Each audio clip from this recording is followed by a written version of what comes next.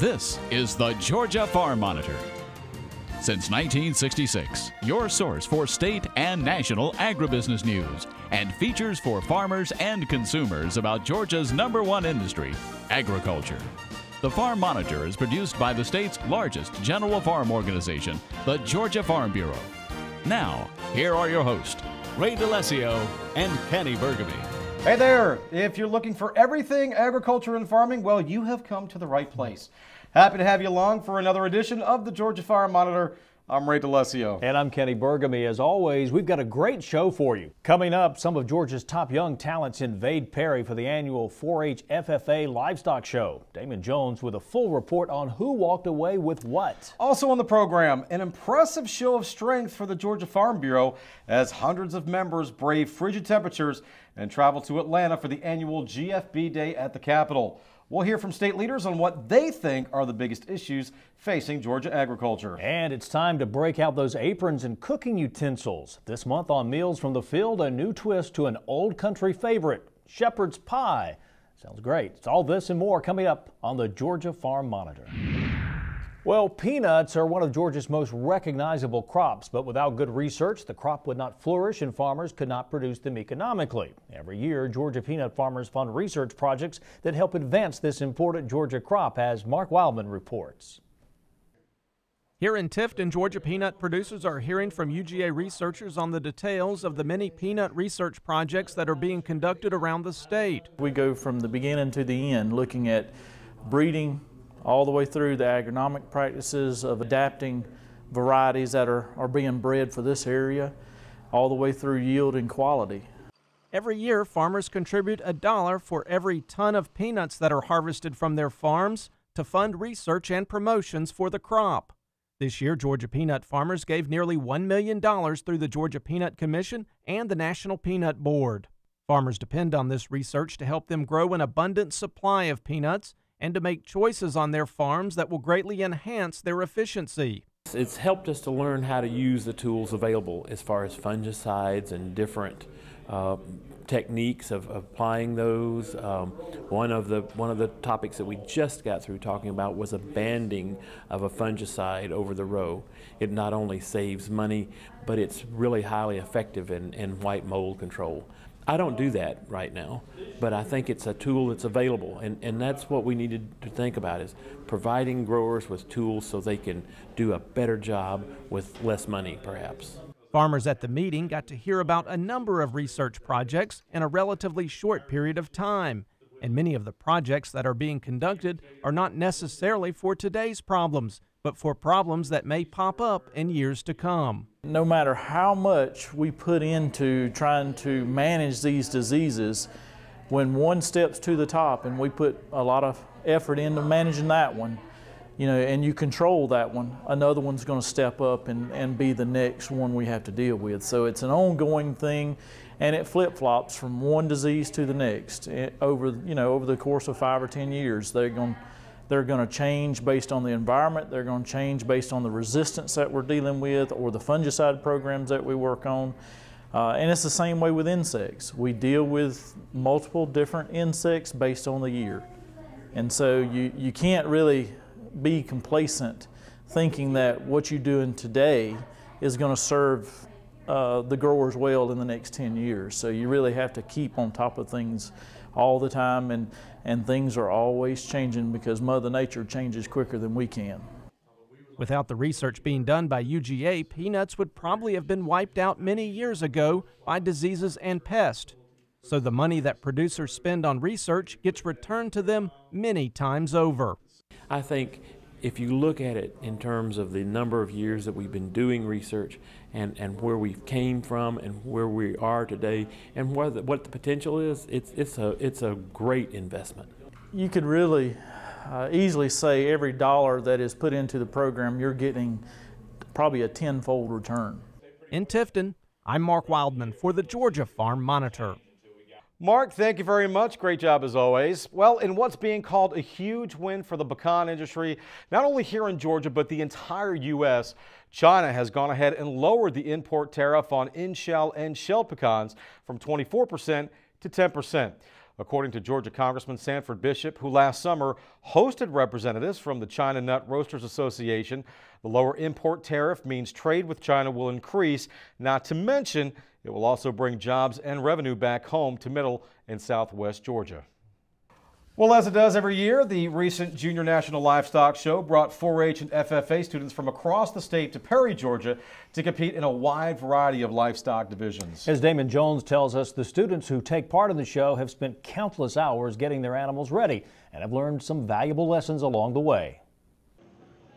Hundreds of 4-H and FFA students from all over the state recently invaded the Perry National Fairgrounds for the 2015 Georgia Junior Livestock Show, and they all came with one goal in mind: to be named a grand champion. And while the competition was evident, so too was the camaraderie shown over this 3-day event.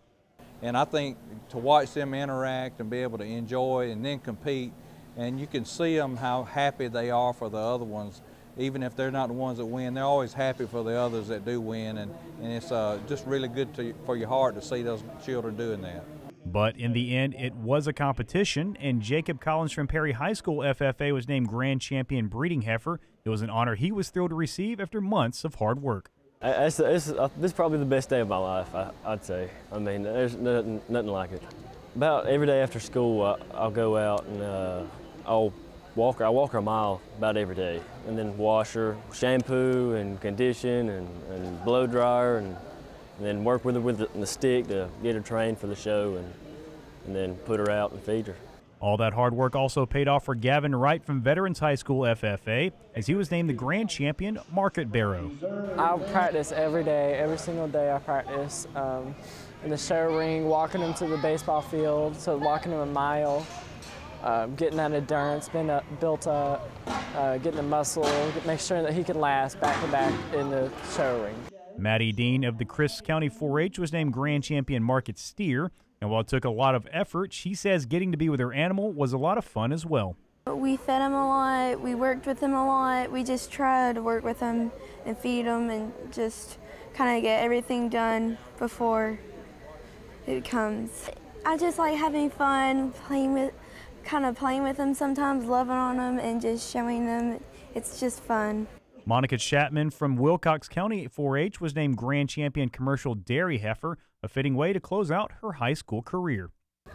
The responsibility and working with my calf, and lots of practice, lots of walking, halter breaking, feeding. I mean, it's my senior years. No other way I'd want to finish out. Jesse Youngblood of Coffee County 4-H took home the Grand Champion Market Gilt. It's a dream come true. I've been praying for a moment like this since I began showing, and I finally got it today. It was a day-to-day, daylight to dark process. You get up every morning before the sun rises to feed. You go to school and come home, and from the time you get home, from the time you go to bed, you're in the barn. And Ansley Ruff of Elbert County 4-H won Grand Champion Breeding Ewe. It's an award she says was truly a team effort. Amazing, really. I did not expect it at all, but I'm so blessed and thankful to have this opportunity. I enjoy being around my family, and it's just a family project, and I'm so blessed to have them in my life, and they're just with me through everything. That's what I love. And once again, the Georgia Farm Bureau was a major part of this event, providing the prize money for the grand champions. It's something GFB President Zippy Duvall believes is essential for the future of the industry. Well, you know, we're here watching these children, and they're the future of agriculture and future of the leadership of agriculture, and think it's important for us to make that investment. Reporting from Perry, I'm Damon Jones for the Georgia Farm Monitor. All right, Damon, thank you so much. Now, when we come back, Georgia Farm Bureau members get to voice their concerns to state legislators and hear from lawmakers on the important issues facing Georgia's #1 industry. Also, time to hit record on those DVRs, folks. Marcia Crowley is back for some more easy recipes. This month on Meals from the Field, a shepherd's pie with a bit of a kick. Stay tuned. We're back right after this.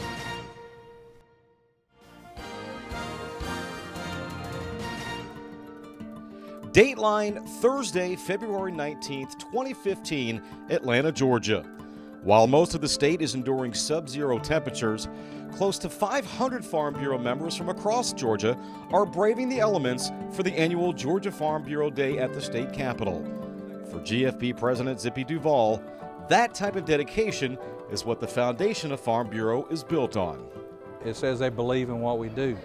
It says they want to make sure that their legislators and state senators understand the strength that we have and want them to respond to us when we work for them. These people, when they come to a Farm Bureau Day event, they're coming on their own dime. Nobody's paying them to be here.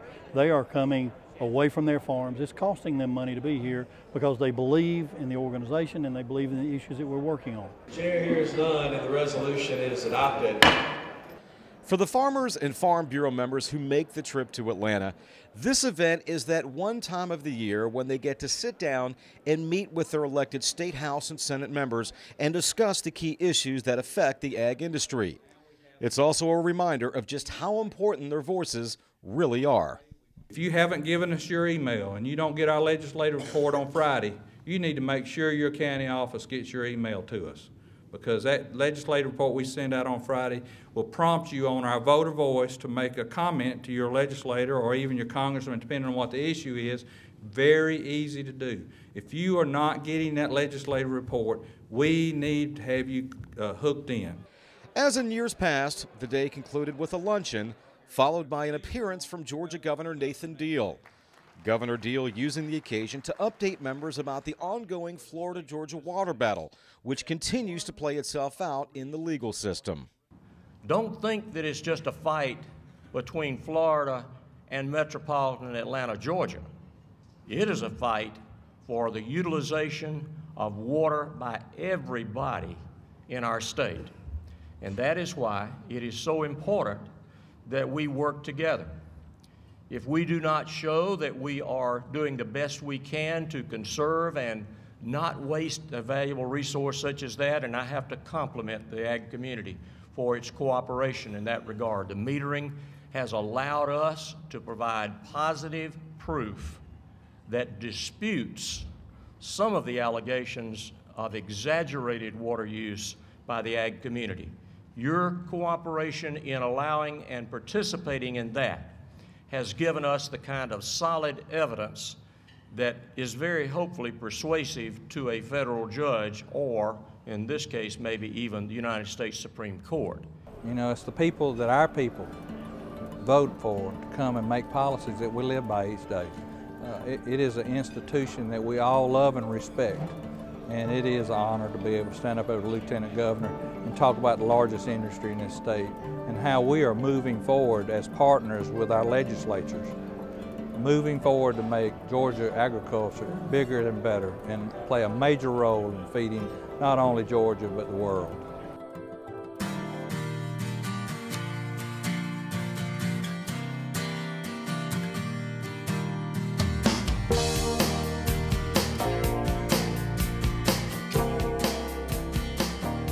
All right, welcome back to the Georgia Farm Monitor and to another edition of Meals from the Field.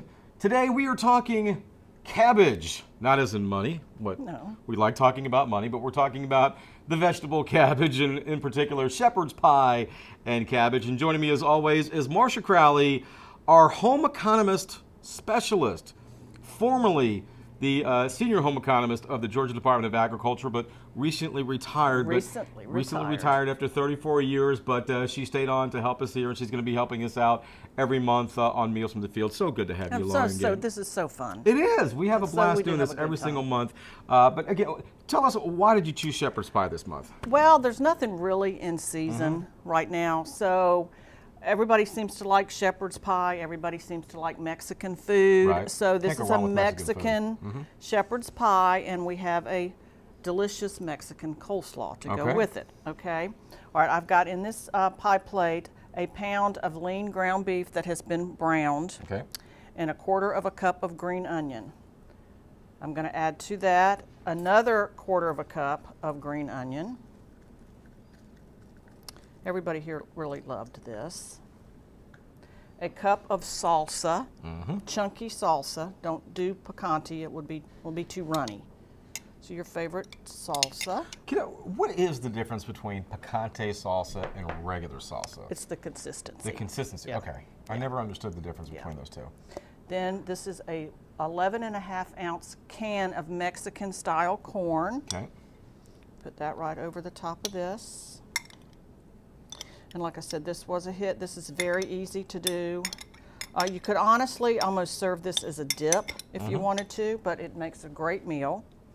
All right, and then about 2 cups of mashed potatoes. These are the fresh ones, but you could use, I mean, if you like the instant ones, you could do that. And you're just going to kind of dollop big spoonfuls on top because you don't really want to mix it in with the ingredients of the pie. Good to know, because I would like start mixing it in all together. And then you're going to take a fork and gently kind of spread this around. Okay. Seems like I didn't get all the chunks out of the potatoes. Then you're going to put a cup or more of your favorite Mexican cheese on top, and we're just going to do a portion of this so we can eat this at the end of the show. You're going to bake this at 350 for about 30 minutes, and we have a finished product over here. And like I said, it's a twist on a typical shepherd's pie, which is a meat pie with potatoes or whatever. Before and after. Yes. Look at that. And like I said, you would smooth the potatoes around your dishes way better. Your dishes just look too pretty to eat. Well. But we eat them anyway. Y'all eat them anyway. That's never stopped you. No, it hasn't. No, it hasn't. All right, now we go with the let's move this. coleslaw. This Mexican slaw. Now, this is a recipe of, in case y'all didn't know, we have a former chef from the governor's mansion that is working here now, and this is a favorite of the mansion. Okay. We had an event down here last week. It was barbecue. It was for a big crowd, like 30 people. Everybody loves barbecue, but I swear they would have been happy with a bowl of this slaw. Forget the barbecue. Okay. Okay. All right. We've got a half a cup of mayonnaise, 3 tablespoons of lime juice, and believe it or not, that's kind of the secret ingredient in this. Mix all that up. That's your dressing for the cabbage. This is a 12-ounce package of the angel hair cabbage. It's already shredded. Angel hair cabbage. I've never heard of angel hair cabbage. But you can obviously shred it yourself. Okay. It would be cheaper. 3 tablespoons of fresh cilantro goes in there. 1/4 cup of purple onion. Salt and pepper. Salt and pepper. And then this sauce right here. And like I said, this is it's the lime juice and the cilantro that make this so tasty. And like I said, this whole group, I swear we could have given each of them a bowl of slaw like this and they would have been satisfied. That's not your average Georgia slaw, is it? No, it's not. But it goes very well with the Mexican shepherd's pie. It goes well with barbecue, like I said. But it's a good use of cabbage. Georgia does grow a good bit of cabbage.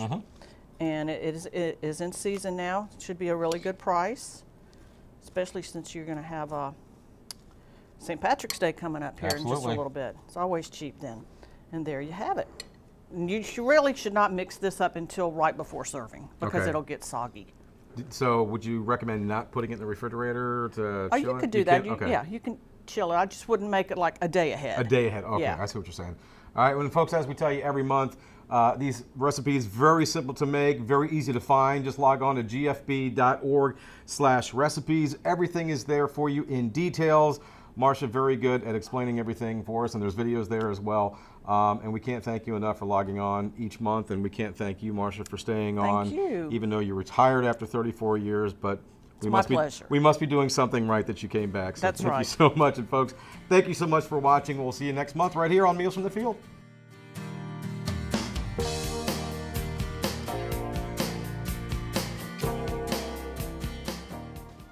Great idea, Ray and Marcia. Thanks so much. Up next on the Monitor, the focus is cotton. In particular, an inside look at Cotton Incorporated in Raleigh, North Carolina, and how the company is using the latest research to spread the word about the many uses of cotton, even for food.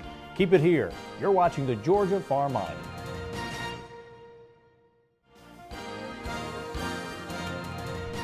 USDA efforts to create habitat on private lands for migratory birds after the 2010 Deepwater Horizon oil spill really helped ducks, geese, and other birds. So says a Mississippi State University study showing wetlands created and enhanced by farmers through the Migratory Birds Habitat Initiative, or MBHI, provided migration and winter habitats for many more birds than unmanaged sites. Well, the study that got released today demonstrates that voluntary conservation works and that it worked here in the Delta related to the Migratory Bird Habitat Initiative. And that's what we proved here.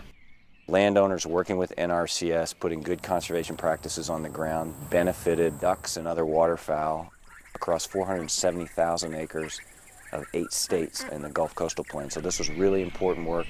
Through MBHI, which is a Farm Bill program, farmers flooded parts of their land to provide habitat for migratory birds. We had 2 different habitats that we flooded. We had some at the time. We happened to have some abandoned catfish ponds. We flooded quite a few acres of those.